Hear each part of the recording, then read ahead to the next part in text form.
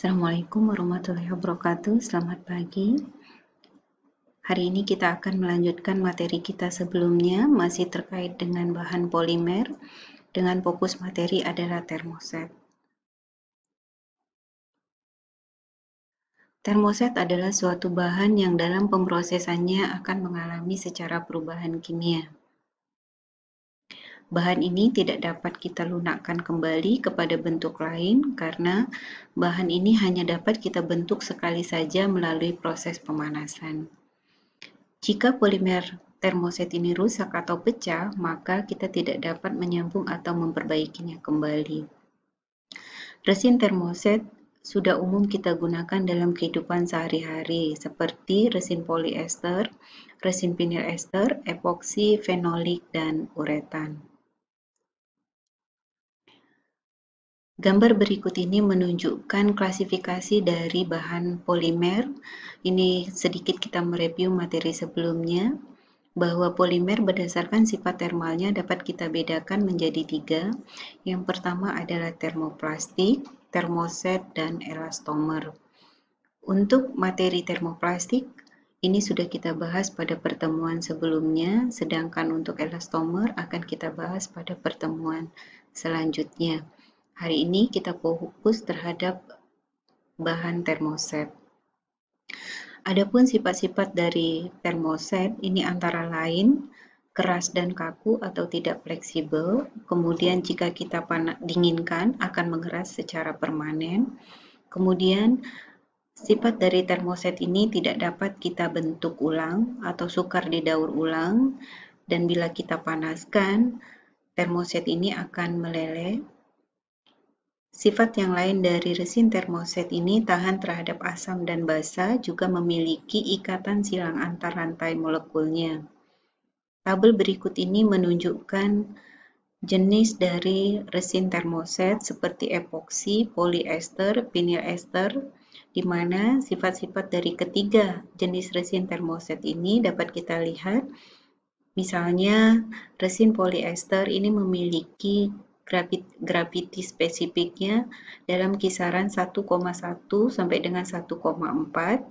Kemudian kekuatan tariknya sebesar 73 sampai dengan 81 megapascal dan modulus tariknya itu kisaran 2,1 sampai dengan 3,45 gigapascal.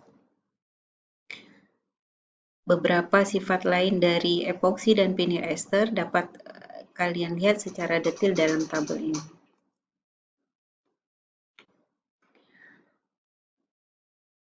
Salah satu alasan mengapa resin termoset dapat terus kita gunakan sampai sekarang, hal ini dikarenakan resin termoset memiliki keunggulan dibandingkan dengan resin termoplastik atau material lainnya. Di antaranya adalah ketahanan yang sangat baik terhadap pelarut dan korosi, kemudian tahan terhadap panas dan suhu yang tinggi, memiliki kekuatan kelelahan yang tinggi, dan elastisitas dari bahan ini dapat kita sesuaikan. Resin termoset ini memiliki ikatan yang sangat baik dengan fiber atau penguatnya dan kualitas finishing yang sangat baik untuk kita poles dan kita cat. Selain keunggulan dari resin termoset juga memiliki beberapa kerugian.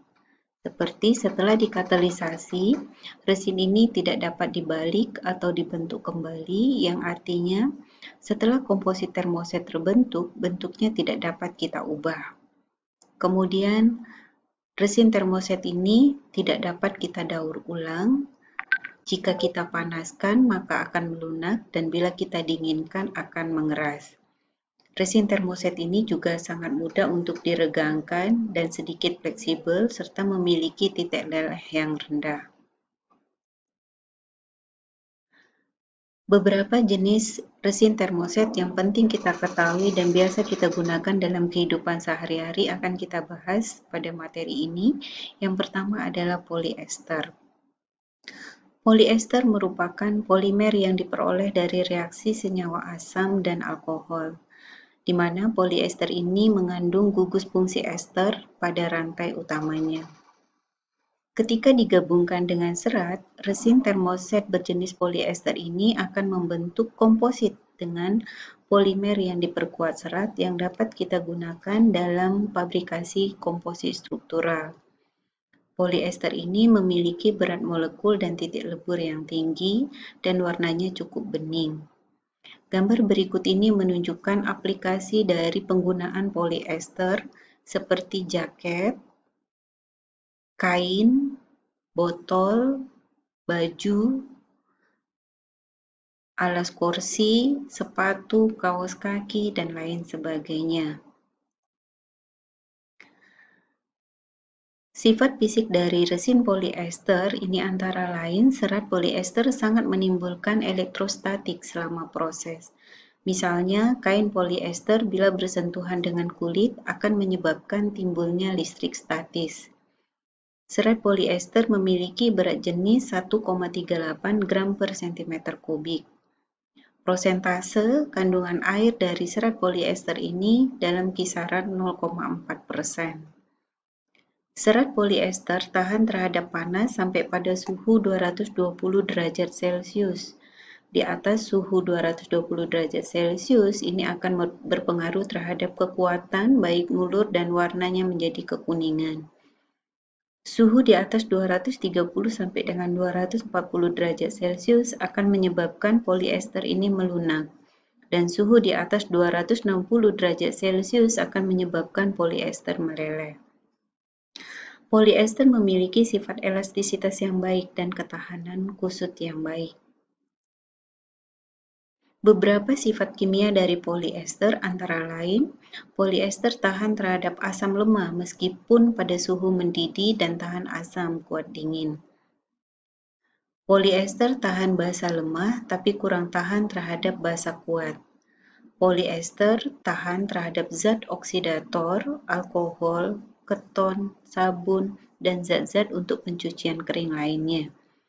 Poliester ini larut dalam metakresol panas, asam tripuroasetat, ortoklorofenol.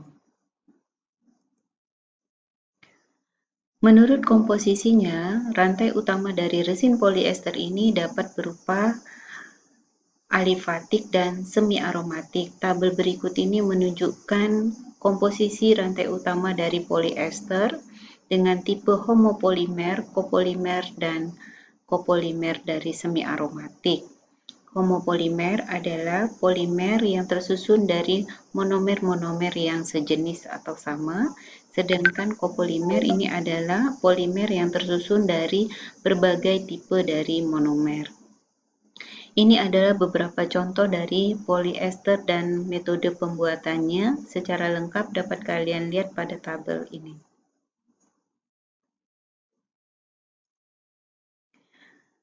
Selanjutnya adalah epoksi. Epoksi adalah resin polimer termoset di mana molekul resinnya mengandung satu atau lebih gugus epoksida. Polimer epoksi ini diproduksi dari reaksi antara epiklorodhidrin dan bisphenol A. Epoksi memiliki kekuatan kurang lebih 3 kali lipat dibandingkan dengan jenis resin kuat lainnya, mengandung serat karbon, serat kaca, dan aramid. Kemudian resin epoksi ini warnanya jernih atau bening. Aplikasi dari resin epoksi dapat kita lihat pada gambar berikut ini. Misalnya adalah untuk komponen listrik atau elektronik, isolator listrik, kemudian pelapis lantai, meja, kemudian frame foto, alat-alat injeksi, dan lain sebagainya. Keunggulan dari resin epoksi ini antara lain penyusutannya rendah selama proses kuring atau pengeringan, kemudian tahan kelembapan yang luar biasa, resistensi kimianya sangat baik, sifat listriknya yang baik, dapat juga meningkatkan kekuatan mekanik jika kita mengkombinasikannya dengan serat alam atau fiber lainnya, tahan bentur dan umur simpannya yang lebih lama. Selanjutnya adalah fenolik atau fenol formaldehid. Ini adalah polimer sintetis yang diperoleh dari reaksi fenol atau fenol tersubstitusi dengan formaldehid. Resin fenolformaldehid ini digunakan untuk produksi produk cetakan, contohnya adalah bilyar, meja lab, dan sebagai pelapis dan perekat. Berikut ini adalah beberapa aplikasi atau gambar dari produk menggunakan resin fenolformaldehid seperti produk kertas ataupun papan laminasi ataupun alat-alat untuk komponen permesinan. Ada dua metode produksi utama di dalam fenolik ini. Yang pertama adalah mereaksikan fenol dan formaldehid secara langsung untuk menghasilkan polimer termoset. Kemudian yang kedua adalah dengan cara membatasi formaldehid untuk menghasilkan prapolimer yang dikenal sebagai novolak yang dapat kita cetak dan kemudian kita tambahkan lebih banyak formaldehid dan panas. Formasi dan struktur dari fenolformaldehid ini dapat kita lihat pada gambar berikut, di mana resin fenolformaldehid ini sebagai sebuah kelompok yang dibentuk oleh reaksi polimerisasi pertumbuhan bertahap yang dapat kita katalisis, baik asam ataupun basa. Karena formaldehid ini ada dalam larutan sebagai kesetimbangan dinamis dari oligomer metilen glikol, maka konsentrasi bentuk reaktif dari formaldehid ini akan bergantung pada suhu dan derajat keasaman atau pH. Fenol bereaksi dengan formaldehid di situs orto dan para situs 2, 4, dan 6, yang akan memungkinkan hingga 3 unit formaldehid itu dapat menempel pada cincinnya. Reaksi awal ini akan membentuk hidroksimetil fenol HOC6 H5 plus CH2O menjadi HOC6 H4 CH2OH. Ini disebut dengan difenol. Kadang-kadang disebut juga dimer, disebut juga bisphenol F yang merupakan monomer penting dalam produksi resin epoksi. Untuk selanjutnya, bisphenol F ini dapat menghubungkan pembangkit tri dan tetra dan oligomer fenol yang lebih tinggi. Novolak adalah resin fenolformaldehid dengan rasio molar formaldehid terhadap fenol kurang dari 1. Novolak ini sering diproduksi dari kresol atau metilfenol. Polimerisasi diselesaikan dengan menggunakan katalisis asam seperti asam sulfat, asam oksalat, asam klorida, dan asam sulfonat. Unit fenolik ini pada novolak terutama dihubungkan oleh gugus metilen dan eter. Heksametil etetramin ini adalah pengeras yang ditambahkan ke novolak crosslink, di mana suhunya lebih dari 90 derajat Celcius, maka ia akan membentuk jembatan amino, metilen dan dimetilen. Novolak dapat kita gunakan sebagai pengikat ban, rem karbon, fotoresis, dan sebagai bahan pengering untuk resin epoksi. Ini adalah gambar novolak yang ada di pasaran, bentuknya seperti kristal atau butiran. Demikianlah presentasi kita atau materi kita terkait dengan termoset. Akan kita lanjutkan pada bagian kedua masih terkait dengan termoset. Semoga bermanfaat. Wassalamualaikum warahmatullahi wabarakatuh.